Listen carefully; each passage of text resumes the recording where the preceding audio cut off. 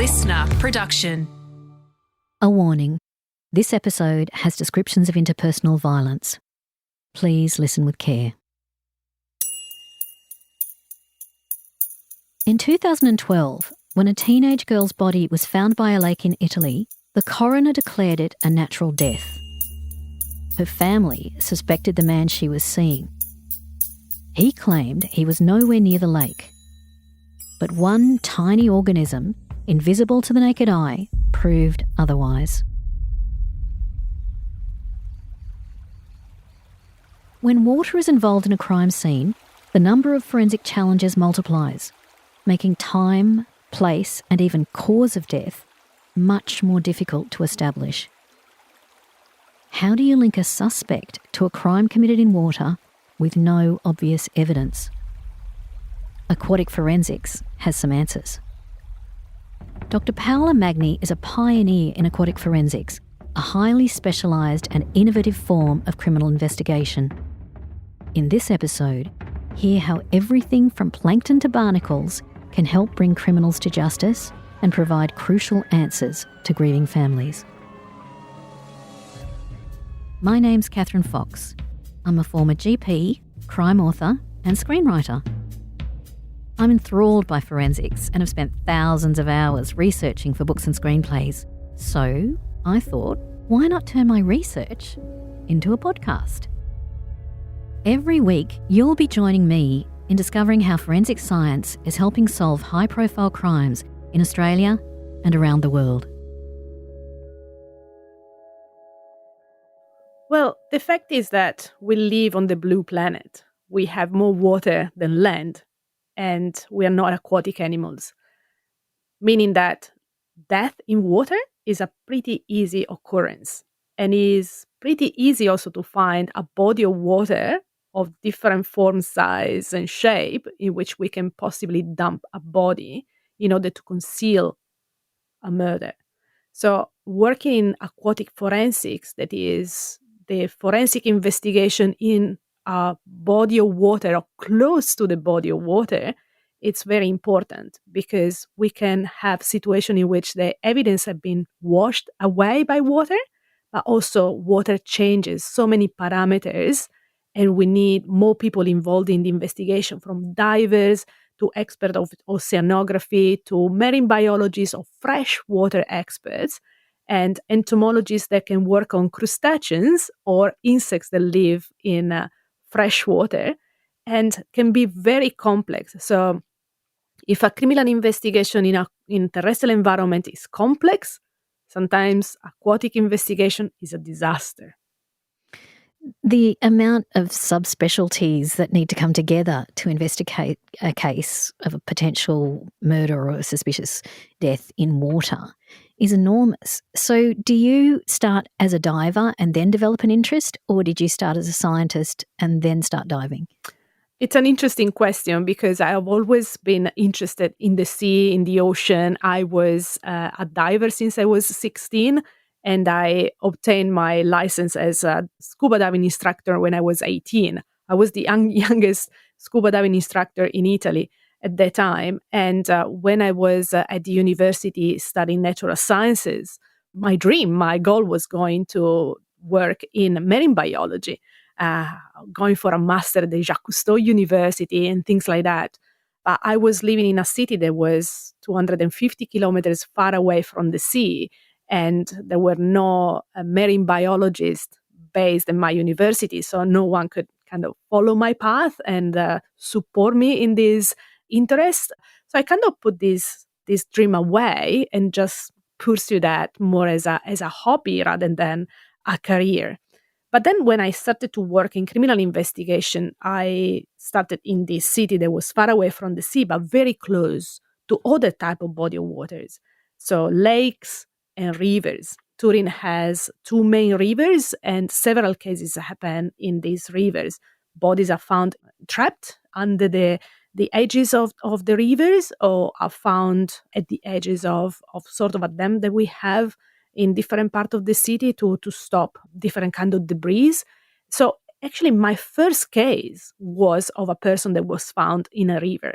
And that was like interesting because I expected to see the police and the pathologists, but I found also firefighters and other people working on this case. And I was confused because that was no part of the books that I read, was no part of the guideline that I was used to be familiar with. I said, whoa, that's interesting.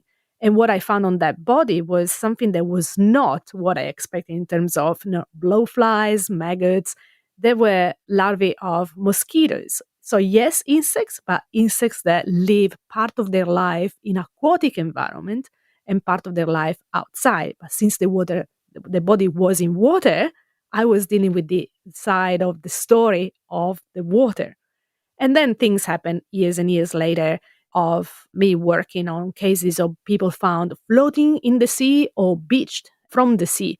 So I had the opportunity to apply the knowledge that I had because of my studies and my hobby and my passion to the investigation. And I realized that it's a completely different world.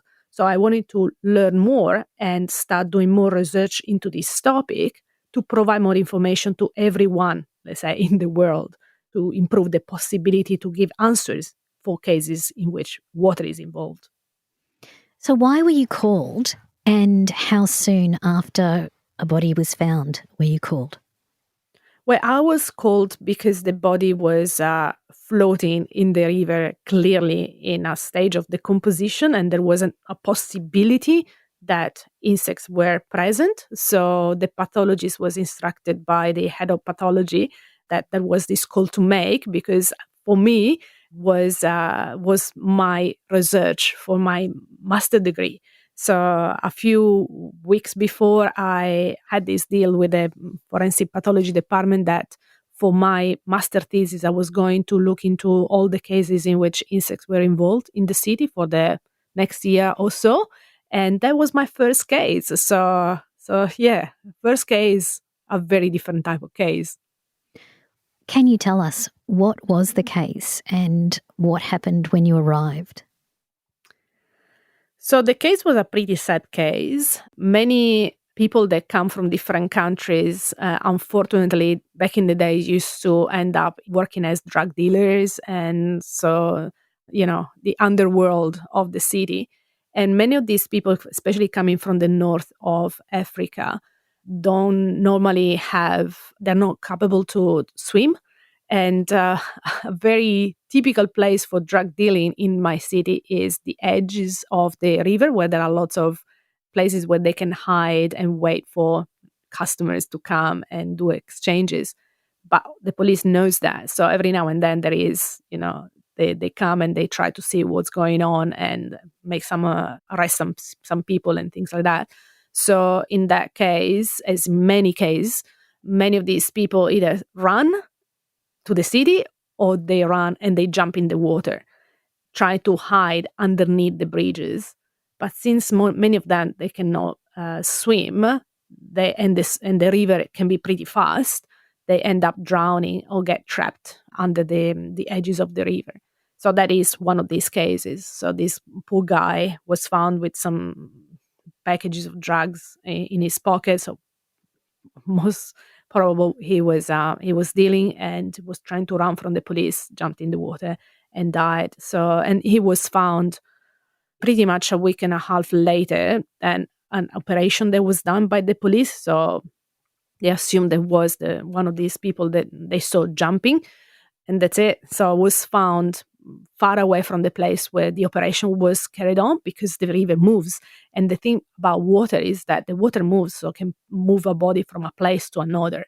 And that is why in several situations we found that the body is underwater in the same place, because it's attached to a very heavy bit or is inside of a vehicle. If it's not, will move as the water moves, and the water can move different way. As a river can go like down, but there are also twirls and twisters underwater, and in the ocean can go different directions. So it's always interesting to have the information of the physics of the water when you work in aquatic forensics. When you go to a scene and you're then, okay, so presume the body's been taken to a safer place, land, by divers, what do you have with you? What equipment are you taking, and where do you begin in terms of examining that body? That's a very good question. And many of the questions that you will ask me today will start with it depends. I don't want to be fussy, but it really depends on the kind of water. Because if we're talking about a bathtub, or we're talking about a swimming pool, or we're talking about a lake or a river, the situation is very different because you have a limited water or an open water. This is already a massive difference because the body can go somewhere and you cannot find it. And also, if you have a body of water that is shallow or deep, can make a big difference.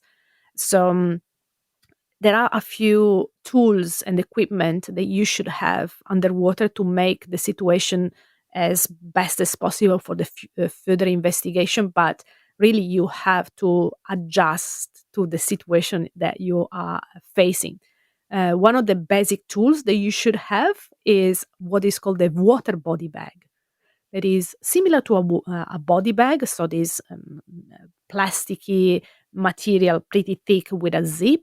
But in this case, is also is made in very part of this body bag is made with mesh or has some valves for the water to release when you put the body to the surface.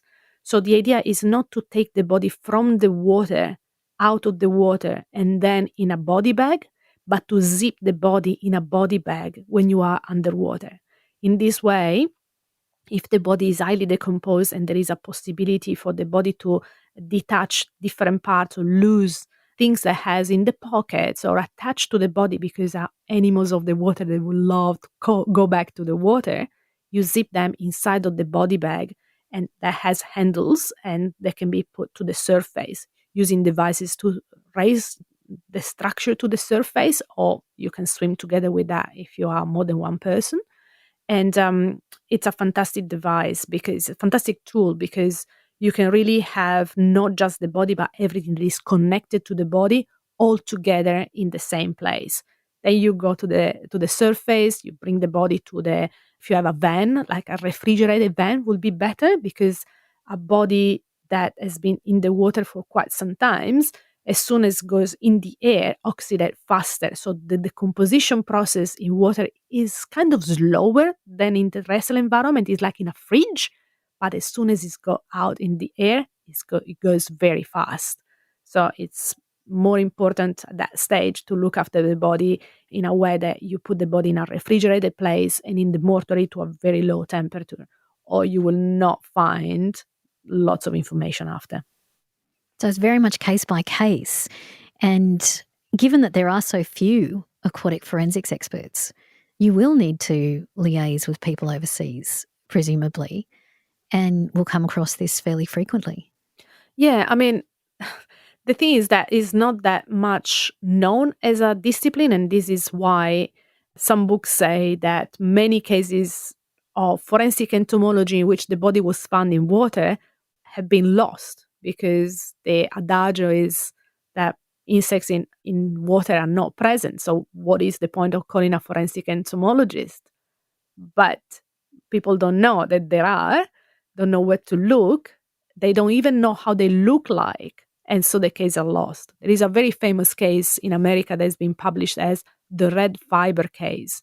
And there was this body that was found in a terrestrial environment. And in the jacket, there were lots of these little red fibers. What are these fibers? And they were department by department, these red fibers, no idea. Someone even said that they were saffron, pieces of saffron. And then finally, the picture of these red fibers went in the hands of an entomologist, and he said, these are actually midges larvae. And midges is, let's say, mosquitoes larvae. They are specifically of certain kind of aquatic environments, but the body was found in a terrestrial environment. So that told the investigation that the place where the body was found was a secondary crime scene, not a primary crime scene. So they had to look into a specific water in which this kind of larvae can live, that is very still water, kind of polluted water in certain type of season, and etc. And the reason why they look red is because the type of, let's say, blood of these insects make them red. And in some cases, it's not insects that we look into. We look into algae, we look into crustaceans, we look into other things. So it will be good to give the benefit of the doubt. What is this? Let's ask someone and see what they say.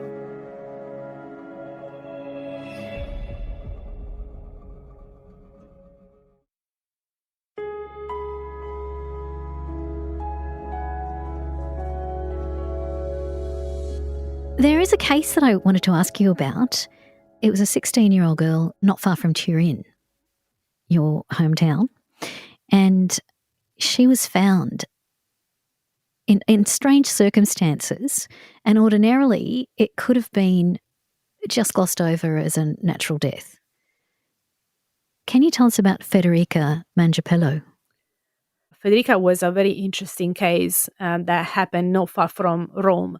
Around Rome, there are lots of lakes, and the body of Federica was found early morning, the day after Halloween, by someone that was walking the dog.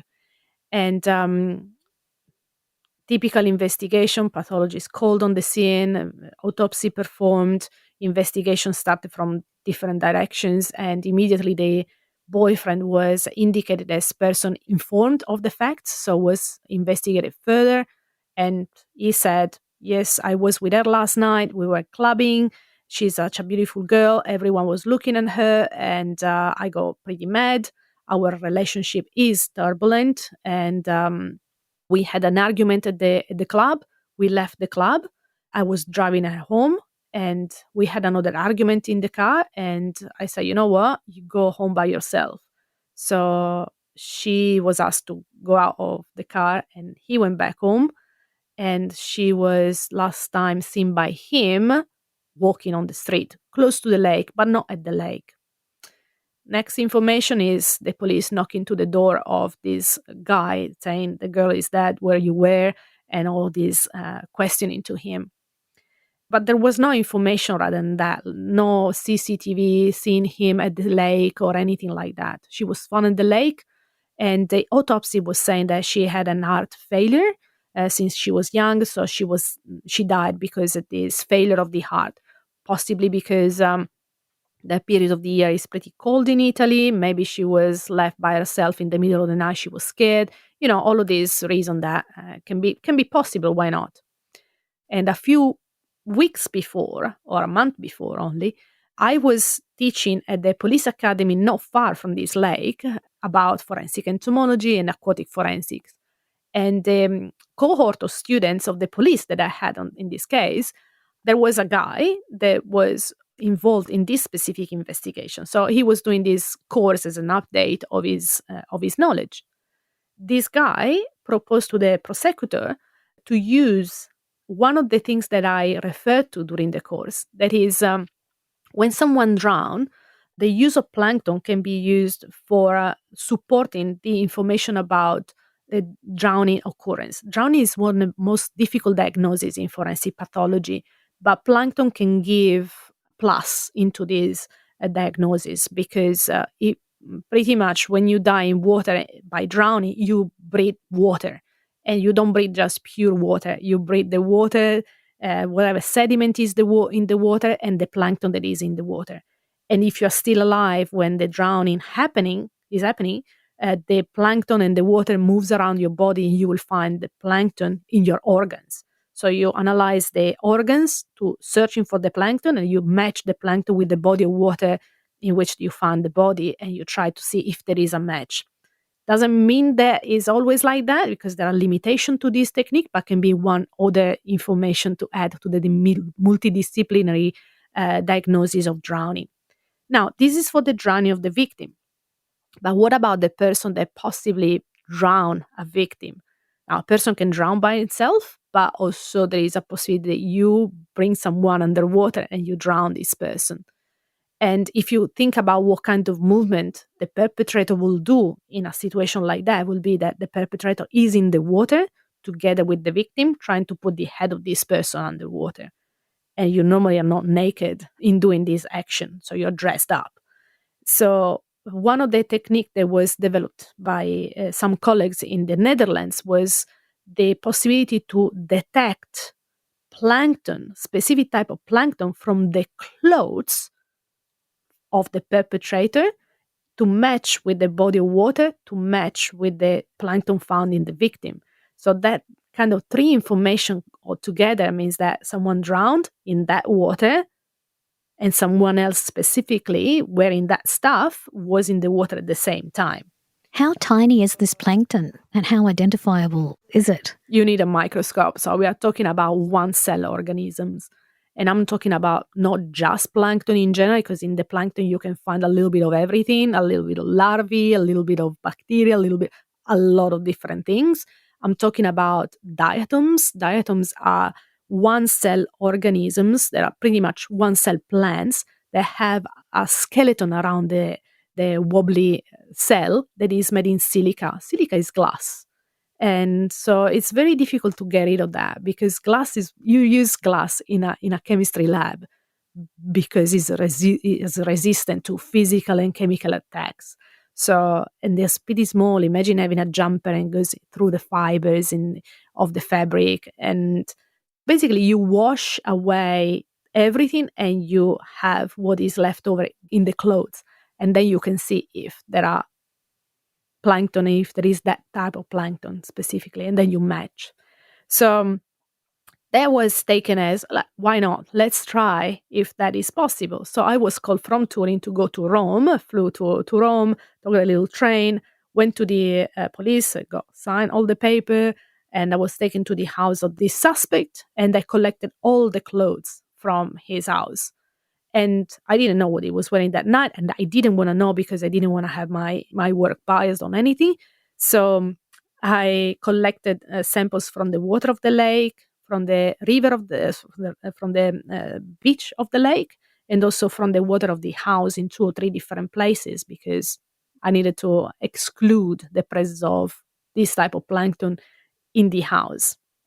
So back to Turin by train because I cannot bring that much water by plane. I started to work at the Department of Chemistry at the University of Turin. And we did this massive work of analyzing every single piece of clothing and try to extract any plankton present.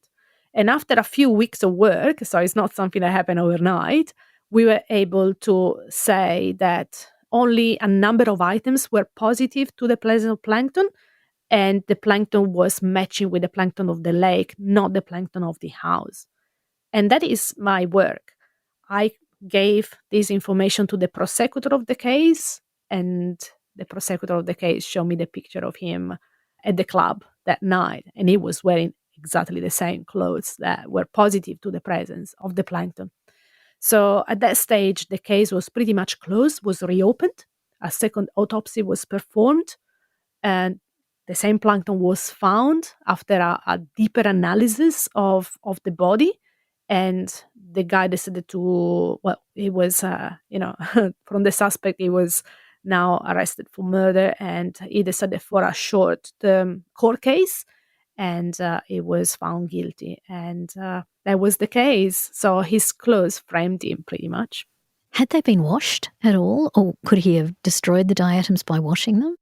That is the question many people ask me. In this case, we believe he didn't wash the clothes. But in a second moment, years later, this question was kind of hanging on my head. And so when I had the opportunity to work on a research with one of my master students, we did a research specifically on this to answer this question. We worked on different kinds of fabrics. We placed specifically plankton in these clothes. We knew what kind of plankton and what quantity, and we washed them using 2 different types of washing machine, top loader and front loader, and different kind of water. We didn't add the soap because we could not add too many variables. And now we know how this works. I cannot share too much results because it's under review. But let's say that you can still find diatoms and plankton after washing, but a number of washing will remove the presence of diatoms. If you burn your clothes after doing something like this, remember the glass doesn't burn. Plankton can be pretty strong because it's transparent, that people don't think about it. If you are in water, people think that you are just in water, but water has lots of secrets. And does the water that you're actually washing them in have its own plankton as well from the taps in your home? Yeah, it depends on the type of filters that the water has. And this is why I collected the water from the house as well. Swimming pools that have diatom filters. So you can have some contamination of the specific diatoms in a specific environment. So it's very important to do an assemblage match, not just one. Is one diatom there? Yes, it is. No, no, no. You had to work in the assemblage information. It's not an easy job, not at all. And how unique are diatoms and plankton to, like, how far away would you have to be to have a different type? There are some types that are pretty present everywhere, and then there are some types that are specific of the environment of the place and also specific of the season. They are one cell organisms that are pretty much plants, so you can have blooms of them in certain time of the year. So even finding certain type of will tell you something about the time that the body was in water. And also there are different fresh water, salt water, still water, water in movement. And the good thing about that is that diatoms are highly used for ecological studies. So many environments already have their charts of present during the year and in the environment, in the different environments. So it's typical of forensic science. I like to say that we are a parasitic science. We use the science that is already present. We just twist the knowledge to understand a different context. So we use the information that ecology give us to justify things that happen in a criminal scenario during a criminal investigation. And you are an ambassador for an amazing thing called the Red Shoes Project. Can you please tell us what the Red Shoes Project involves and why? So in 2009, a fantastic woman in Mexico started a movement called the Zapatos Rojo. This woman's name is Elena Chauvet, and she lost her sister as a result of domestic violence. And as a visual artist, she decided to bring back the memory of her sister and also many women that every year lose their life out of domestic and gender-based violence, bringing pairs of red shoes to iconic places of cities, and in a very large and silent exhibition of how many people we lose every year, symbolized by pair of shoes. I bumped in this exposition in my city in Turin. Seriously, I was walking down the street in the city center and there was this river of shoes. And wow, what is this about? And I was so emotional to realize what this was the meaning, and was very, very emotional. And I kind of promised myself that if I had the opportunity to be an ambassador for this, I would have done what I could, because I worked on many cases of women that lost their life. And the reason for that was of domestic violence or gender based violence that become very close to me. I was thinking, watching these shoes in Turin, I was thinking, oh, at least the first two rows are my girls, are the girls I worked on. And these are the space that they will take if they were here. So fast forward 10 years, I moved to Australia and I become involved with the Natural History Museum of Perth, the WA Museum. And the WA Museum has a section that is about natural sciences, but also cultural understanding, and discussing with the CEO, Alec Coles, and with the director at the museum, Diana Jones. I said, I would love to be involved in something with you guys. And the fact that our museum is called Bola Bardip, that means many stories, I think would be the perfect place to talk about stories of women that lost their life out of domestic violence.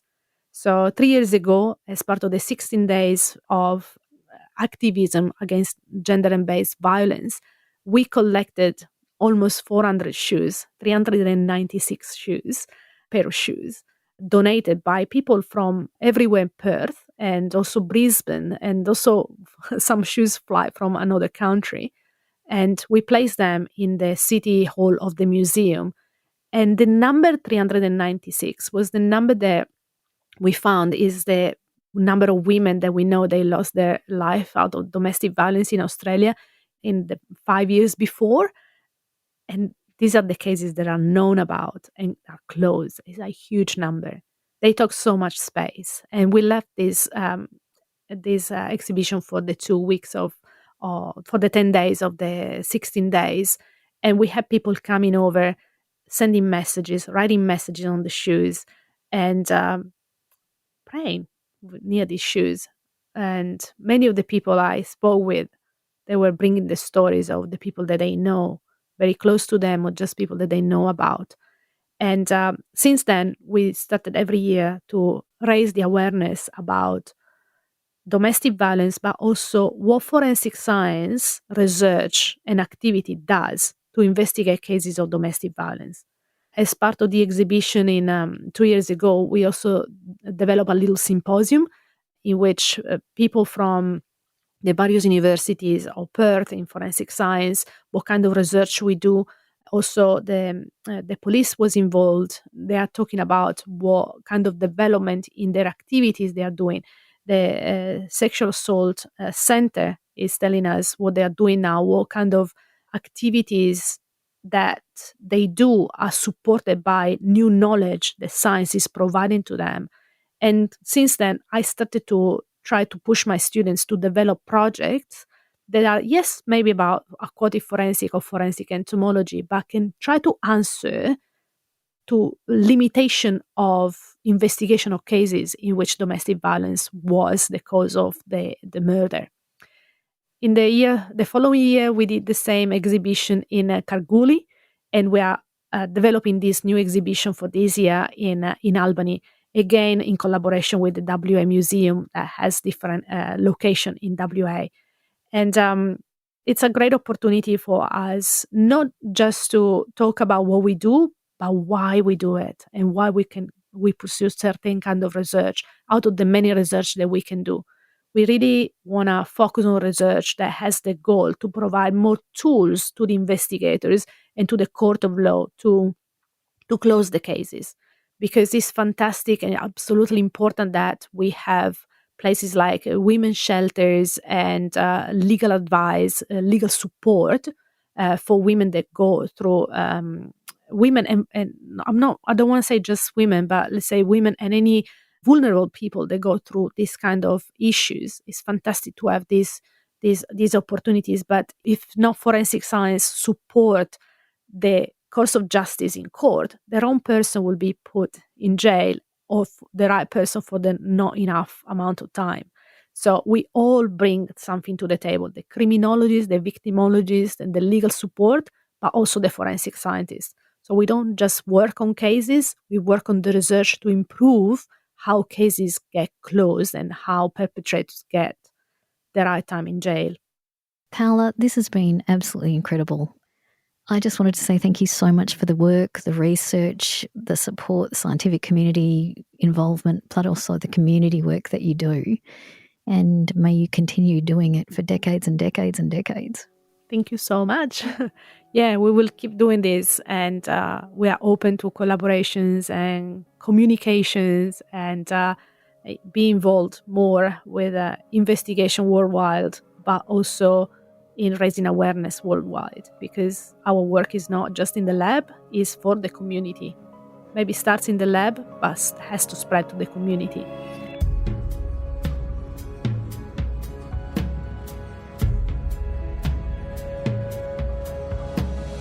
Crime Insiders Forensics is a LiSTNR original production. It's hosted by me, Kathryn Fox, and produced by Holly Mitchell and Ed Gooden. Executive producer is Dan Mullins.